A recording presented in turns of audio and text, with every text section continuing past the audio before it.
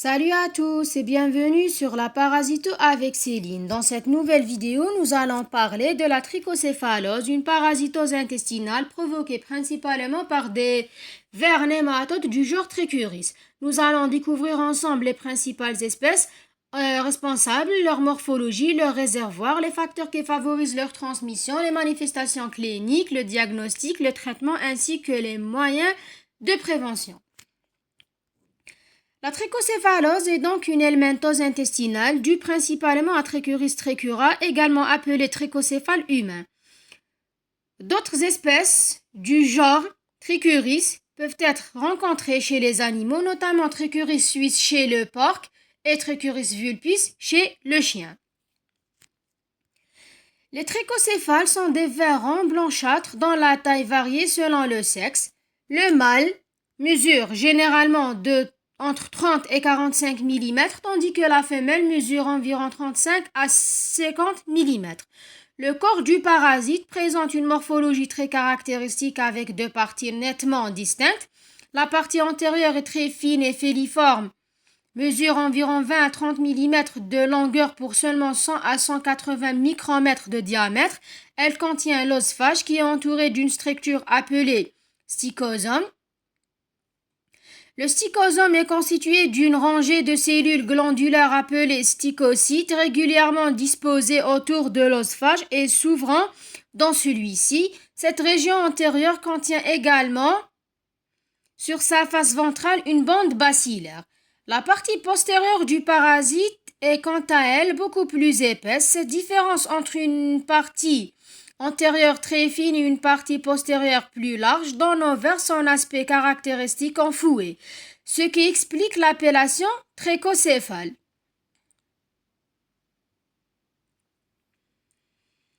L'espèce la plus importante chez l'être humain est Trichuris trichura. Elle parasite essentiellement l'homme et peut également être retrouvée de manière occasionnelle ou bien accidentelle chez certains singes, mais ceux-ci semblent jouer un rôle relativement mineur comme réservoir.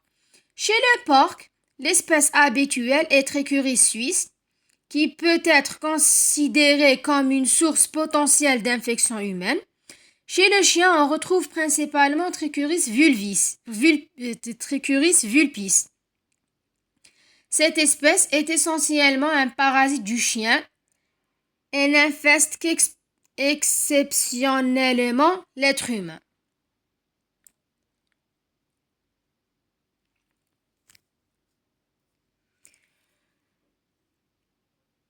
Donc, la transmission de la trichocéphalose est fortement favorisée par les mauvaises conditions d'hygiène et d'assainissement. Parmi les principaux facteurs favorisants, on peut citer l'utilisation des excréments humains comme engrais dans l'agriculture, la dispersion des matières fécales dans l'environnement, l'absence d'hygiène individuelle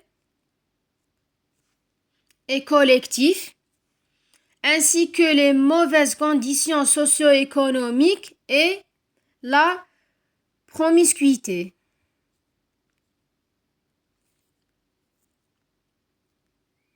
Ces conditions permettent aux formes parasitaires présentes dans les matières fécales de contaminer facilement le sol, l'eau ou les aliments, favorisant ainsi la transmission de l'infection.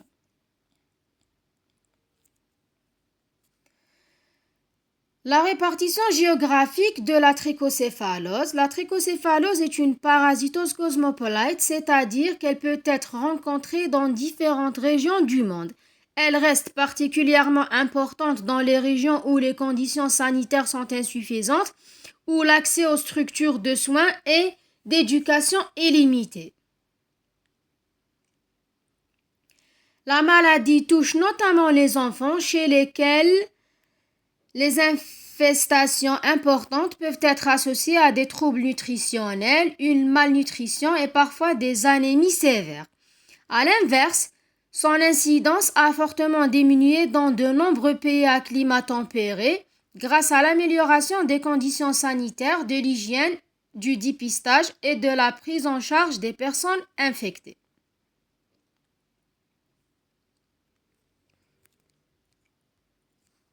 Pour la pathogénie de ce parasite, dans la grande majorité des cas, la trichocéphalose reste bénigne et asymptomatique, notamment lorsque les vers ou bien le nombre de parasites présents dans l'intestin est faible. Lorsque les vers sont nombreux, ils s'implantent dans la muqueuse du côlon, particulièrement au niveau de cécum, et peuvent provoquer une irritation ainsi qu'une réaction inflammatoire. Cette inflammation peut entraîner l'apparition d'un syndrome désentérique, notamment dans les infestations importantes. La gravité des manifestations dépend donc en grande partie de la charge parasitaire, c'est-à-dire du nombre de vers présents chez le patient.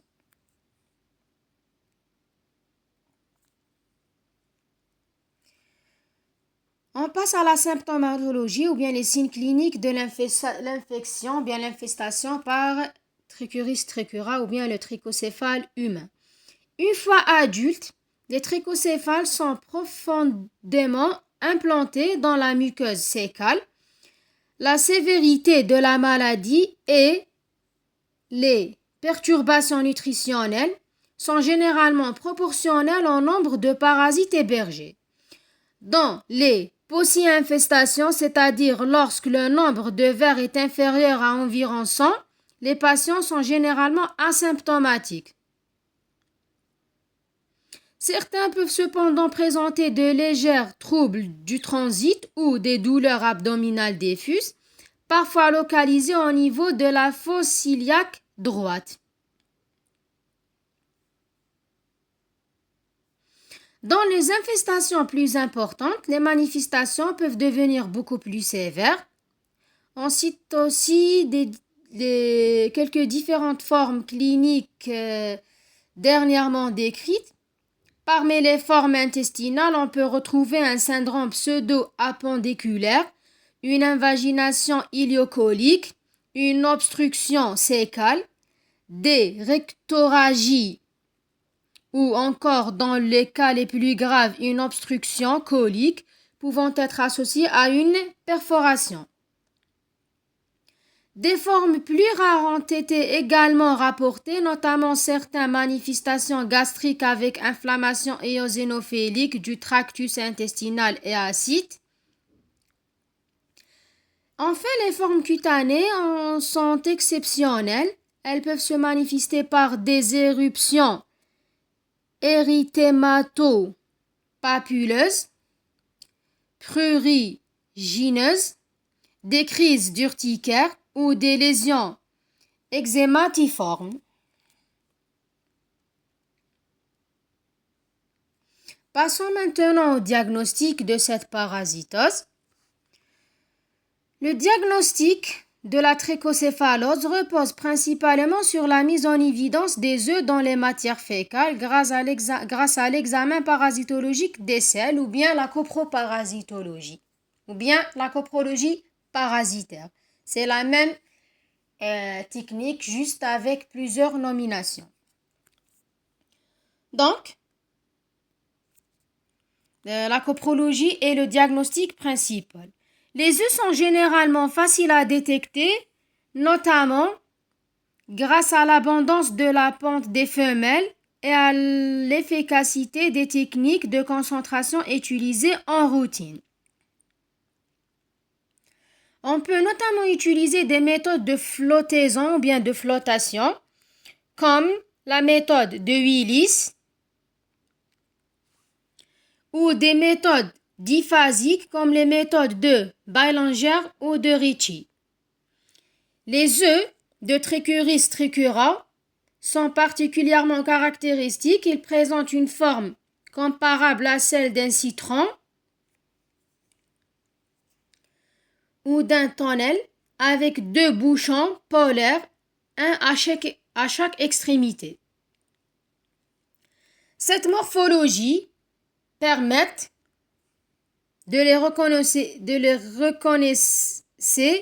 facilement lors de l'examen microscopique des matières fécales. Concernant le traitement, le pamoate de Pyrantel, comme le combantrin, est peu actif sur les trichocéphales. Les traitements les plus appropriés appartiennent à la famille des benzimidazoles, notamment le mébendazole et l'albendazole. Donc, le mébendazole agit notamment en perturbant l'absorption des nutriments nécessaires aux parasites, tandis que l'albendazole agit sur le cytosquelette du ver en inhibant la polymérisation de la tubuline et la formation des microtubules. Donc, ces médicaments, ou bien ces traitements, ou bien ces antiparasitaires permettent ainsi de perturber ou bien la perturbation des fonctions essentielles du parasite et de contribuer à son élimination. Le traitement doit cependant être adapté à la situation clinique du patient et utilisé selon les recommandations médicales. Donc, c'est un traitement efficace, mais à condition le patient doit avoir un avis médical. On passe à la prévention, comme on dit souvent, mieux de prévenir que de guérir. Enfin, la prévention constitue un élément essentiel dans la lutte contre la trichocéphalose. Donc, l'infection ou bien les infections parasitaires intestinales associées à la dénutrition peuvent avoir des conséquences importantes sur le développement de l'enfant et sur son état général. Et pour cela, la prévention est très nécessaire et très efficace pour lutter contre ces parasitoses. Donc, la prévention contre la trichocéphalose repose donc principalement sur l'amélioration de l'hygiène individuelle et collective, l'utilisation correcte des installations sanitaires, l'élimination appropriée des matières fécales, le lavage soigneux des mains, surtout après l'utilisation de les toilettes, ainsi que le lavage des fruits et légumes avant leur consommation. Il est également essentiel d'éviter l'utilisation non contrôlée des matières fécales humaines comme engrais et d'améliorer les conditions d'assainissement afin de limiter la contamination de l'environnement. Pour résumer, la trichocéphalose est une helminthose intestinale principalement due à Trichuris trichura. Le parasite possède une morphologie très caractéristique avec une partie antérieure fine et une partie postérieure plus épaisse. Les infestations légères sont souvent asymptomatiques, tandis que les infestations importantes peuvent provoquer des troubles digestifs et des complications intestinales. Le diagnostic repose essentiellement sur la recherche des œufs dans les matières fécales et le traitement fait principalement appel au benzimidazole comme le mébendazole et l'albendazole. Donc et voilà, nous arrivons à la fin de cette vidéo. J'espère que cette présentation de la trichocéphalose vous a permis de mieux comprendre cette parasitose, ses espèces responsables, son diagnostic, son traitement et surtout les moyens de la prévention. Si cette vidéo vous a été utile, n'hésitez pas à lui laisser un petit j'aime, à la partager avec vos camarades et surtout à vous abonner à la chaîne Parasito avec Céline sur YouTube et sur Instagram pour ne manquer aucune nouvelle vidéo consacrée à la parasitologie. Vous pouvez également me dire dans les commentaires quel parasite vous souhaitez que nous étudions dans la prochaine vidéo. Merci beaucoup d'avoir regardé. Prenez soin de vous et à très bientôt pour notre prochaine vidéo.